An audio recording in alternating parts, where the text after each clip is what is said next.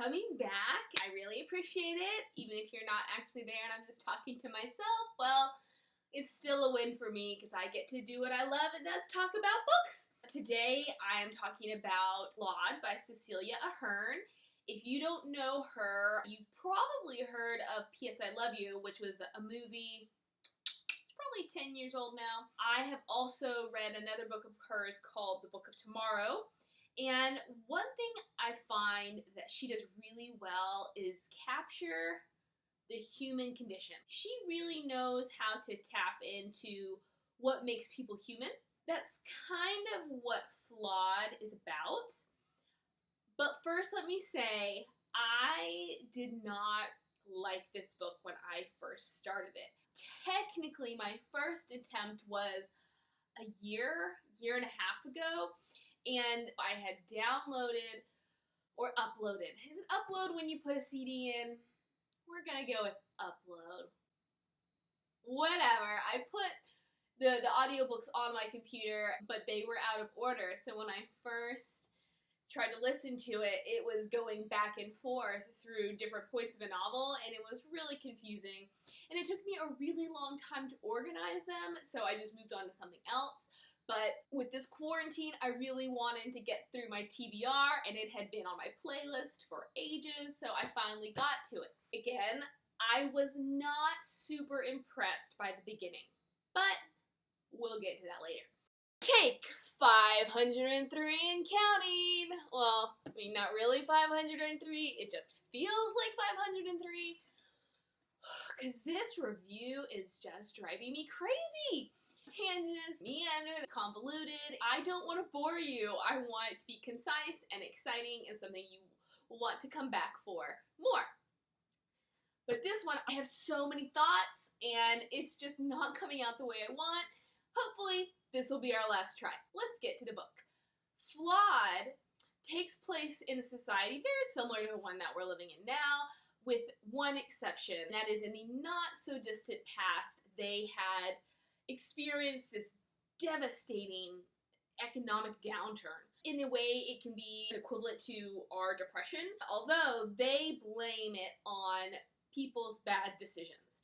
And so in order to prevent it from happening again, they put in place this flawed system that is governed by people known as the Guild. There's judges, and they can determine whether or not you are flawed. What do I mean by that? Well, it means that if you make a mistake, you make a bad choice, you can be branded, and the rest of your life is dictated by the fact that you are now flawed. There are 5 locations that you can be branded: your hand, your temple, your tongue, your chest, and your foot. And that all just depends on what kind of poor decision you made. Like, did you steal from someone? You get branded on your hand. Did you make a bad judgment call? You get branded on your temple. Did you lie? You get branded on your tongue. You get it? It's pretty simple. On the whole, most people just get branded in one location, although, you know what, if you made a bad decision, you can get branded on your temple, and then if you lied to cover it up, you can get branded on your tongue. So every now and again, people do get more than one brand. When this book takes place, the most brands anybody has ever received is 3. So the book revolves around a 17-year-old girl named Celestine North who has lived her life aiming to be perfect. Like, that is the idea of the society and of the Guild, is to live perfect lives so that we do not make bad decisions. Because it's that whole idea that if you think before you act, you will not do something you will regret. So she has lived her life with perfection in mind, and then she makes a mistake. She tries to help somebody she's not supposed to help, and she ends up getting 5 brands. Not only does she get 5 brands, but then she also gets a secret 6th brand, which I will get into later. The novel just naturally unfolds with her trying to navigate this new life, where she basically went from perfection to the most flawed person who has ever lived. I am a proponent of reading for the sake of enjoyment. I don't like being preached at, and even just as a writer, I hate the fact that I always have to have a message. I just want to write something for fun, because I think it would be a cute little story. Obviously, there are stories that are not cute little stories, but like, can't we just write something to write it without having to think of all these other aspects? Which is interesting, because what makes this book effective, for me, what made it successful was the message. If you haven't picked up on it, there's a lot of discrimination towards the flawed. It makes one think, to reconsider and to reflect on their own beliefs and their own thought processes, because Celestine, just like all of us, were raised in a society with certain rules, and we assume these rules are for our benefit. They're for the benefit of the people, and therefore we will follow them. For a society, because it's not a post-apocalyptic society, but they had something similar in which they needed to learn from it. And I would fear having my world come crashing down because people made bad decisions. So I would be thinking, these people know best. They know what we need to do in order to make the best decisions and in order not to have this problem again. But you look at all of the discrimination that happens, like the seats on the bus, the way they can't find jobs, the way that people treat them, their inability to get into schools, their unequal payment, and you're like, that's not fair. But the thing is, that's what the governing authority says needs to happen, because that is the price these people are paying for their decisions. Let me talk about why Celestine was flawed. She was on a bus and she saw a flawed man in respiratory distress. And on the bus they have specific seating for flawed, but the seating was taken up by other people, non-flawed people. Celestine is thinking, if he can sit down, maybe that will help. So she goes to talk to these women who reject her, who reject the idea of moving for a flawed man. And this big to-do happens. Then the whistleblowers come. The whistleblowers, on a little tangent, are kind of the flawed police. We have a police force, a general police force, but then there are the whistleblowers who come to kind of keep the flawed in order, and every flawed has a whistleblower. Whistleblowers come and they take Celestine away.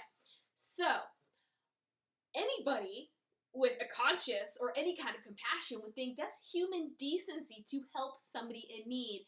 But people in this society are not allowed to aid a flawed, even if it means saving their lives.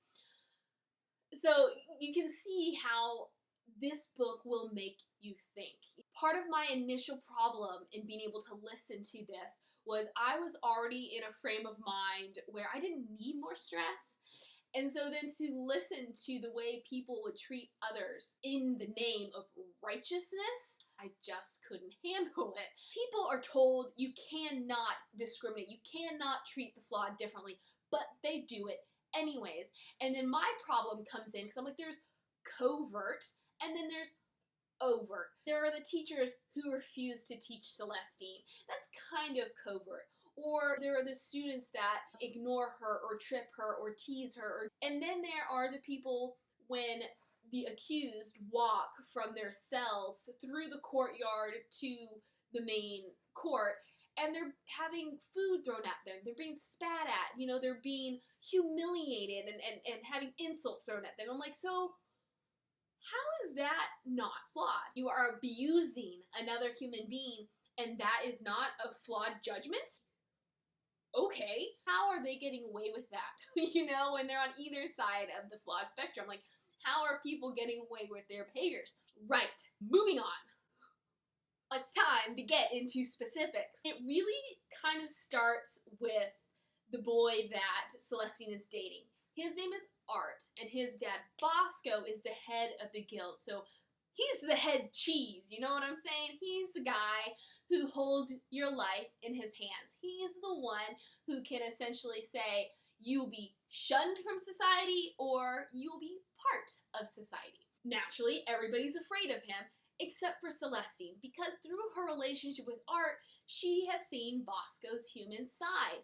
However, once she makes her choice on the bus and goes to her holding cell, Bosco comes in and tells her that he has spun this story to the media about her saving the people from the flawed man versus trying to help the flawed man. Now she has a decision to make. Go with it and save her reputation, or go with her conscience, which is silly because she didn't do anything wrong. She can't lie. She gets up there and she tells them, I did what was right. This infuriates Bosco, largely because it looks bad on him. He did all this work to make her look good, and also because of her connection to him, she looks bad, he can look bad, which is why she ends up with, well, 5, and then the 6th brands, because retribution, pure spite. She's in the branding chamber, and right before they finish, he comes in and he tells her, if you repent, you know, if you say you were wrong, then I will stop this right now. And she defies him, and this makes him that much more angry, which is when he kind of loses his temper and he brands her himself without anesthetic. Now, this is a problem. Like, can't you tell? Obviously, that was bad judgment, which, on top of other questionable decisions that he has been making, kind of sends him into a panic. So the next thing Celestine knows, anybody who had witnessed this branding is gone. Although there is footage. There were 2 witnesses that were not part of the guards or whoever were doing the branding. So one of them had taken video, and then the other one, Carrick, I will get to in a minute. The rest of the book, Bosco, in a sense, is unraveling because he realizes the effect of what he has done, and that gives Celestine power. So as horrible as that last brand was, it gave her power because it undermines the guilt. It undermines Bosco, and it casts a shadow of a doubt on this whole flawed process. On to Carrick. Give me a moment. Ugh, Carrick. I feel like maybe I need something a little stronger than water for this part. Don't get me wrong. It's not that I don't like Carrick. I just cannot understand the need to emphasize a character that is basically a non-entity. I have no problem with characters who are not actually present. There are plenty of antagonists where we never see them, but it's the antagonistic force, it is the threat of the antagonist that propels the novel forward. Maybe I missed something, because at the point where we meet him, I was not sure if I wanted to continue, so maybe I zoned out. But I'm trying to form words, and it's not working. Hold on, let me drink my non-alcoholic water, and we'll move forward. The thing about Carrick is he is in the adjoining cell to Celestine's. And there is this initial attraction, and he does have this formidable presence that can attract someone's attention. However, they have, like, almost no interaction whatsoever. They don't even have a conversation. They exchange a handful of words in the few days that they are next door to each other. Yet he has this dominant presence throughout the entire novel. And it's not because he holds a great secret or that he has the video footage that can prove what Bosco did. I've yet to figure out what it is that has attracted Celestine's attention. I guess maybe it's because she feels like he can see through her, and that is another factor in why she ends up not going along with Bosco's story, because she doesn't want to disappoint him. But she doesn't even know him. She doesn't even know his name at this point. I can't remember when she figures out his name. She does not know this guy whatsoever. We don't know why, at this point, why he is getting branded, like why he is accused of being flawed. We know nothing about him, except that he kind of makes her feel guilty because she might be able to get out of her situation when she shouldn't. Every time I think about him, I just get so head up. She gets out, and she's like, well, what happened to Carrick? Where is Carrick? How can I get information on Carrick? And then at one point, she thinks Carrick has the video. So at that point, I'm like, all right, maybe Carrick is a character that we can focus on now. I'm okay with focusing on him because he has vital information. It's nothing about that. Another character in the book comes and brings Carrick up to her. I'm like, why? Ahern, why are we focusing on a character who is of no consequence? And then, another pet peeve of mine. We know we know a little bit more about him at this point. We know why he was accused of being flawed. We kind of know a little bit of his background. But he's sort of like this Superman character who has escaped his whistleblower off the grid. He has all these answers, I guess. Even in his flawedness, he is perfection. And then, almost at the very end of the novel, he literally swoops in and carries Celestine to safety. Where did he come from? A little backstory on that is when she was being taken away after the branding, he told her he would find her.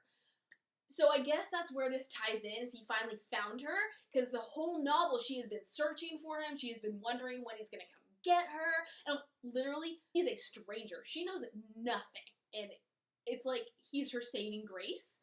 Anyway, so then he swoops in and he carries, so I'm like, has he been following her the entire novel? Is he some super stealth?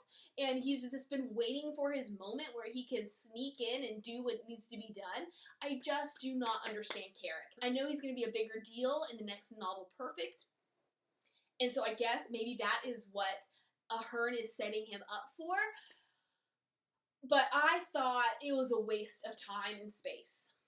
Couldn't we just have had him as someone who was in the adjoining cell and did have this effect on Celestine that helped to prompt her to make the right decision? And sure, maybe he could have crossed her mind every now and again, but please tell me how he even made it to the branding chamber, because only her parents and her lawyer were there outside of the guards. Obviously, he beat up his own guard to go and get into the branding chamber. How did he know where she was, when she was, where had he been when she'd been led to the branding chamber? Was this immediately after her conviction?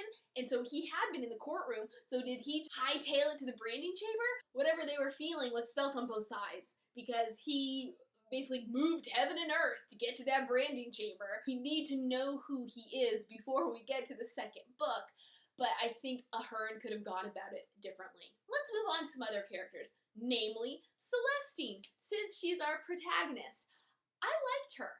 I saw someone comment about how she's this badass and how she loves that's the kind of character Celestine is, and I disagree. To me, badasses are more like Rambo type figures who come in guns blazing and make all this stuff happen.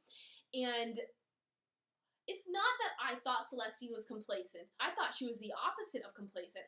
But she didn't set out to free the flawed. She didn't set out to change the flawed system. The book really was about her adjusting to her new life and the change of mindset that came with going from perfection to the ultimate flawed. So and yes, she made some brave decisions, but was she a badass? I don't know. What kind of character qualifies to be a badass in your opinion? She did instigate this new war over which side is right, flawed or not flawed. There wasn't this huge moment where everybody realized the error of her ways because of her. Before I continue, I do need to talk about, if you have ever seen my Cruel Prince review or any other of my reviews that even reference the Cruel Prince, you will know my biggest issue with that book is the protagonist Jude, because I think Jude is a sapient protagonist. She thinks about what she wants to change, she wants stuff to change, but she never does anything to change. Any of her actions are brought on by somebody else. So she's constantly reacting versus acting of her own accord. Celestine, by nature of her surroundings, by nature of what has happened to her, she could bother me just as much as Jude. Because as I said, she's not acting for change. Like, she is reacting to her circumstances. But in my opinion, what makes them different is that she does change. She changes internally. And it is her internal change and her internal mindset change that drives her to do things that maybe she wouldn't have done, or have considerations about what is right and wrong, what could be done to change that. She's not a pushover anymore, so she becomes a stronger character, whereas I never thought Jude did. Celestine passed my test. She had the potential to flop, but she succeeded because of her internal evolution. I will say, there were a few instances in this novel that bothered me about her, because she's a smart girl, yet she made some really dumb decisions. While I really hated the consequences of those decisions, I did think they were necessary. There's this one instance in which some of her classmates kidnapped her and tortured her. I hate seeing that happen to her, but it really does show the mindset against the flawed. So you really needed to see that, and she needed to have it happen because it strengthened her character. There was another instance in which, and this one's not as suspect, but so she was eventually, because of that incident with the classmates, she was expelled from school. So a teacher who was still willing to teach her offered to be her tutor, but it was really more of a guise so that she could recruit Celestine to be on her side, because she is an advocate, she's a supporter of the flawed. So she has this organization that kind of helps the flawed. I forget exactly how or why, but I do have questions which hopefully I'll remember to come to later. And she wants Celestine to come for two reasons. One, because Celestine is the face of the flawed, so if she comes to these gatherings, it will help the cause. Two, because she used to be the foster mother of Carrick. So really, she just wants Jude to bring Carrick because she assumes Jude knows where to find him. Jude knows that it's a bad idea to go to this gathering, and she does it anyway. For such a smart girl, why aren't you using your head? On the whole, I really liked her. I enjoyed her evolution. I did question why she did things, and I think it's more of an execution problem than an actual story problem, because I felt like it was out of character for her to make certain decisions rather than something I didn't agree with. I mean, we all had those moments where we're like, that's not what I would have done, but really it was more of, I think Ahern just wanted to have things happen, so she did this, and she probably could have done it in a more reasonable way. Oh, there's so much to talk about. I think I'll keep on with characters. Celestine's mother, her grandfather, and then a reporter named Pia Wang. And I think I'll start with Pia. So Pia, in some ways, is like the face of the flawed. She is the one who always reports on the trials and who writes about them in the newspaper and kind of spreads the guild's view of the flawed. So she's a character that you love to hate. So part of her job is when somebody is convicted, she then goes and does something of an expose on them, more so just to shame them. She comes to Celestine with essentially the idea to do a reality show, to follow Celestine around and show everybody what life is like. And Celestine is like, no, you're not trying to help me. Eventually, she drops the bomb on Pia about the 6th brand. And it's at this point where Pia has to choose, just like Celestine had to choose, what was she going to believe? Obviously, if somebody comes at you and just shatters your idea of your belief system, you're going to start to question. I like that it wasn't overnight. You know, she went home and she did some research and she came back and she was like, you're lying to me. Over the course of time, she comes over to the flawed side, even so much as to adopt a pseudonym and write for the flawed paper. I like how in the beginning we hate her. And she seems just like a flat tertiary character, and then she just evolves and she becomes someone. At first you're like, is she trustworthy? Is she not trustworthy?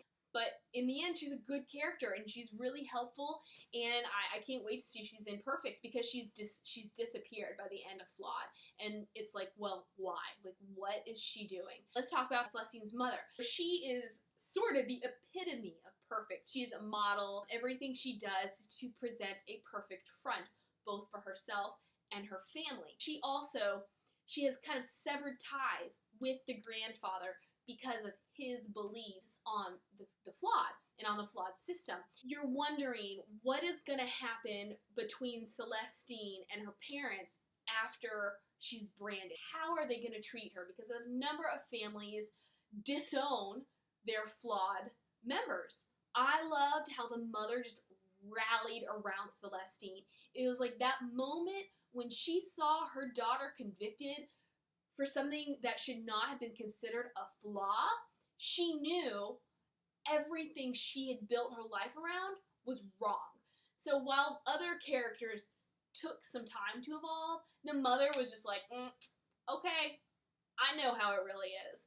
And I love that. And I love that the entire book, she supported Celestine. It was so nice, I think, because Celestine needed that. Everybody had abandoned her, and she needed her one safe place. So I really enjoyed seeing how her mom was just like, you're my kid, and I believe you, and I'm going to support you as much as I can, at least without being considered flawed myself. Now on to the grandfather. And actually there's one more person that I almost forgot, and that is Mary May, who is Celestine's whistleblower. Grandfather first. So the grandfather, again, is one of those characters, when you first meet him, you think, yeah, he's just going to be a sideline guy. He has these very left-wing views of the flawed, kind of conspiracy theories, and that he's really just there to nudge her in the right direction, because he was one of the first, or if not the first, to say, you know what, you gotta do what's right. But then over the course of the novel, we realize he's not just some stodgy old man who lives out on a farm and has disagreements with his daughter about the flawed system. You get the sense that he's like an undercover rebel. He was part of some 70s group that went, like knocked over statues and poured pig's blood on stuff to protest the war, to protest the flawed. And I loved, again, how he became a support system for Celestine. He was the one when she went to the flawed meeting. There's just so much that if I went into detail, you'd be like, bedtime. I loved how when she needed him, like his daughter, when she needed him, he was there. And when she was worried that they'd get in trouble for something, he's like, no need to worry, they're not going to get any information on me. All of his views, all of the things that he'd said in the beginning that you think are throwaways are not throwaways, that you're like, wow, truth. On to Mary May. I have already mentioned whistleblowers. But if you've forgotten, they monitor the flawed. Each flawed has one. Some are better than others. But naturally, Celestine has been assigned the toughest whistleblower of them all. Mary May is the top. How did she get there? Because, this makes me laugh. Because she turned her sister in for stealing her boyfriend. And then she turned her family in because they sided with the sister. Which, please explain to me how the family could be considered flawed for that. I know how the sister could be considered flawed because cheating is a flawable offense. Or a flawedable offense. Whatever. But the family, couldn't you consider both alternative as flawedable offenses? Like you either turn your back on someone or you support them. So I don't know, I guess maybe because they supported the sister when she was flawed, but then again, why isn't Celestine's mother flawed now? Because she's supporting her daughter, just like the dad. I don't know. She got where she was because she's ruthless. And it's wrapped up, it's very similar. Sorry, changing direction here. Very similar to Umbridge, who may be one of my very favorite villains of all time because she just gets under your skin, but she is evil, and she is overtly evil. But what really is she doing wrong? She's not killing people. She believes in the Ministry of Magic, and she enforces it to the fullest extent. And that means, obviously, doing some shady things and being super hateful, but, like, what's wrong with supporting your government? Same with Mary May. She is just a staunch supporter of the Guild, and she believes that the flawed need to be punished, that they need to be kept in line, and if that means extreme measures, well, so be it. I love to hate her. I love how vindictive and vicious she is. She's just so full of self-righteousness that you just want to take her Mary Poppins umbrella and bop her over the head, you know what I'm saying? There were just a lot of really good characters in this novel. There were some, like Carrick, that I thought art could have used a little bit more, because he essentially disappears before the middle of the novel. The sister Juniper was not necessarily underdeveloped, but I thought there was going to be more to her. We were initially led to believe that she was the rebel, she was the one who would speak out, and then Celestine is the one who actually does something. So I really thought that we were going to go somewhere with Juniper, and then Ahern just dropped her. For all of those of you who are wondering, are you ever going to tell us what you were going to tell us at the very beginning but said you'd get to later? That's where we are. I don't understand how she gets away with it. By allowing flawed gatherings and allowing them to essentially commiserate, isn't that aiding a flawed, being sympathetic toward a flawed? What she does is, and her main motivation really is because she cannot have children.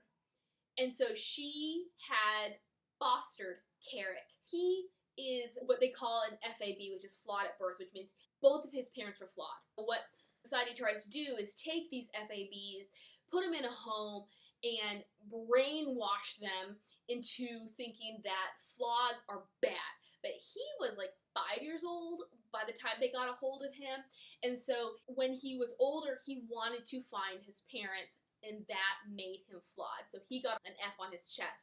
But the teacher, Alpha, had fostered him for a bit, and she, for some reason, thought that Celestine had connections, like ties to him, knew how to find him, and would bring him with her to this meeting. Didn't happen. She brought her grandfather instead. I'm super confused about the rules governing the flawed society, or this society of deeming people as flawed. There is a whistleblower at this gathering, yet nobody's in trouble. And then, all of a sudden, a ton of whistleblowers show up, and then there's a problem? I know that it's really Bosco trying to trap Celestine in something, because he wants power over her. I just don't understand, if all these people gathered, it's private, but it's also public. Like, people know what's happening. Obviously, there's at least one whistleblower there. People in charge know about Alpha's organization, so they know that she holds these gatherings, these rallies. How in the world are they allowed to have it in the first place? This is where the grandfather gets injured, and then that is when Celestine ends up at the store where the riot breaks out, because she is buying him medical supplies. And in her effort to avoid stares and people saying things to her and rude and whatnot, she does not realize that she is in line with two other flawed. And part of, or a law, not a rule, a law is flawed. There cannot be two flaweds together, more than two flaweds together at a time. So then this overzealous police officer, which again, this skates that fine line between flawed behavior and non-flawed behavior, because he is not upholding his duties, which is what Celestine points out to him, which then starts the riot. But so yeah, he's overzealous and he wants to arrest them. That's then when Carrick swoops in. I feel like I've gone on a really long time, but this this review has had so many stumbling blocks. So it's really hard for me to remember what I have said and I haven't said, and I'm just ready to get it over with, because as much as I loved the book, talking about it has been a chore. I think we're just going to leave it here. If you have any questions, because I have undoubtedly repeated things, without knowing I repeated them, and then left things out thinking that I told you. If you have any questions, let me know, and I will answer them. I am looking forward to Perfect because it is the culmination of the novel. That is where things are going to happen. That is where we're going to see which way the flawed system flies. Is it going to continue, or is it going to be kiboshed? There's so much that I'm looking forward to, and hopefully it will be a much easier review than this one. So, from me and mine to you and yours, have a great day. Bye.